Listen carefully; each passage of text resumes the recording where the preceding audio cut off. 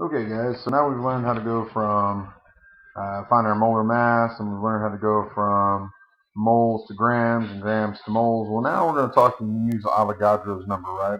So remember, 1 mole of anything is equal to 6.02 times 10 to the 23rd particles or molecules, right? That's what 1 mole is always equal to, no matter what the substance is. All right, so if I'm going to try to find the particles or molecules of something, I'm going to take the moles that they give me in that substance. Of course, get rid of the mole, so I'm going to put 1 mole on the bottom, and then that's going to get me into particles or molecules, which using Avogadro's number there, 6.02 times 10 to the 23rd. All right, so let's look at some examples here. All right, so how many molecules are in 3.5 times or moles of sucrose? So first off, start with what they give me, 3.5 moles of sucrose, which is just sugar. Alright, I know that 1 mole of anything is equal to Avogadro's number, right? That's 6.02 times 10 to the 23rd. So I put the 1 mole on the bottom to get rid of moles. Now I've got molecules up on top. I'm just going to multiply 3.5 times 6.02 times 10 to the 23rd divided by 1, and that'll give me my answer there of 2.11 times 10 to the 23rd molecules of sucrose. So if I had that many moles of sucrose, that's how many molecules I would have, which is a very, very large number. All right, so pretty straightforward, still multiplying and dividing. All right, so here's some examples, right? How many molecules are in 25 moles of bromine? How many molecules are in 1 mole of sodium hydroxide? How many particles are in 2.3 moles of hydrogen peroxide? All right, so let me flip over here. All right, so let's look at our 25 moles of bromine here, right? Well, I know that 1 mole, again, is equal to 6.02 times 10 to the 23rd. All right, so when I multiply 25 times 6.02 divided by 1, that's going to give me my answer there of 1.51 times 10 to the 23rd, or 25th, I'm sorry. 1.51 times 10 to the 25th. All right, so that's how many molecules I would have of that bromine. Okay, if I was going to do sodium hydroxide, right, 6.02 times 10 to the 23rd. All right, again, I would multiply 1 times that divided by 1. So in this case, it's pretty easy.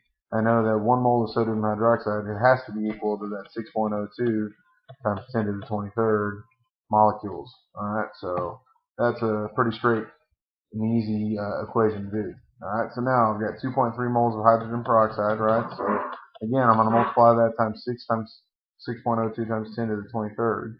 So 2.3 times that divided by 1, and that's going to give me 1.38 times 10 to the 24th. Alright, so that's what I end up with there. So all you got to do is multiply, then divide, and that, if you're using your scientific calculator, it's pretty easy. And we'll show you how to use that in the class on how to use the button that gets you the scientific notation real easily. Okay? Alright, back to our slideshow here. So now we've got the answer for those. Alright, so now let's talk about going from particles to moles, right? Converting from particles to moles. So just the same thing. Now I'm going to start with the number of particles that they give me, whatever it is. Alright, and since I know that 6.02 is how many particles are in 1 mole, I can go to moles real easily. So now I'll just be multiplying times 1 and then dividing by that 6.02 times 10 to the 23rd. Alright, so here's an example. How many moles are in 4.5 times 10 to the 23rd atoms of zinc? Alright, so if I've got 4.5 times 10 to the 23rd, well, I'm going to put that 6.02 on the bottom, right? And I know that's what 1 mole is equal to. So now that's going to cancel out my atoms, and that's going to get rid of my scientific notation right there, and that's going to leave me with an answer of 7.48 moles of zinc. Alright, so again, it's just multiplying and then dividing, and you can get your answer. It's just good old dimensional analysis. Alright, so let's look at some examples of those.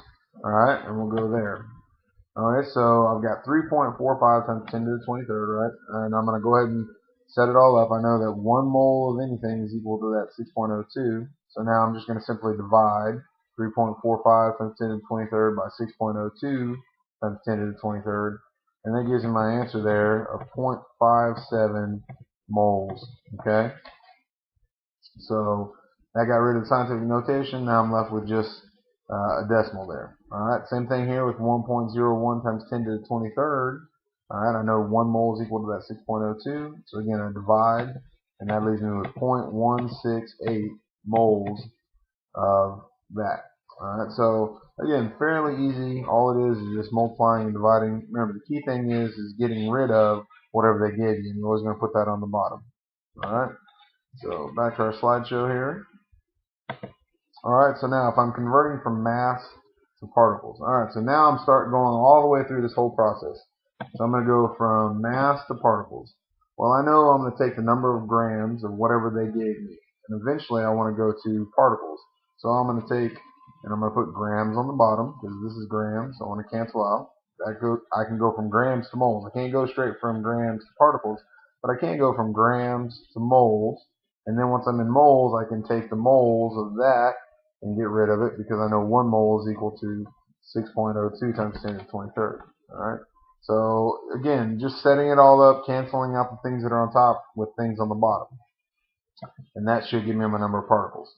Alright, so here's an example. How many atoms are in 25 grams of gold? So first thing I'm going to do, I'm going to put the 25 grams up there of gold. Okay, well I want to get rid of grams, so I'm going to find the mass of gold on the periodic table, 196.97. And I know that's what 1 mole of gold is equal to. So now that gets rid of the grams, cancels out grams, so I'd say 25 times 1 divided by that 196.97. That gets me into moles. And now I know that 1 mole of anything, in this case gold, is equal to 6.02 times 10 to the 23rd atoms of gold. So now the easiest way to do this would be to simply multiply 25 times 1 times 6.02 times 10 to the 23rd. And then I would divide it by 196.97 times 1. Alright, so just use your parentheses on your calculator, and that gives you your answer of 7.65 times 10 to the 23rd atoms of gold. So that's how many atoms are in 25 grams of gold. So still a really, really big number. Okay, so that's if I want to go from grams to atoms or particles or molecules. So what if I wanted to go from mass to particles? Alright, say I was using a compound. Well, same thing as before, but now I have to figure out what's the mass for that compound. So how many formula units are in 35.6 grams of aluminum chloride? So there's my compound, aluminum chloride. So I'm going to go ahead and go, alright, find the molar mass. So we should be pretty good at this now. So there's 1 mole of aluminum, 3 moles of chlorine. Alright, so let's add that all up, and that gives me 133.33 grams of aluminum chloride. So now I've got my total mass for 1 mole of aluminum chloride. So I'm going to plug this all into my formula. Alright, so I've got 35.6 grams of aluminum chloride.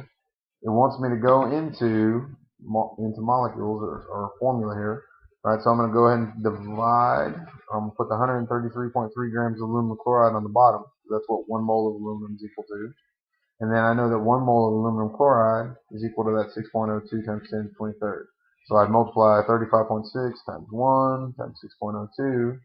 Divide that by 133.33 times 1, use your parentheses on your calculator, and you're going to end up with your answer being 1.61 times 10 to the 23rd formula units, right? So that's how many molecules of aluminum chloride I would have in that many grams of aluminum chloride, all right?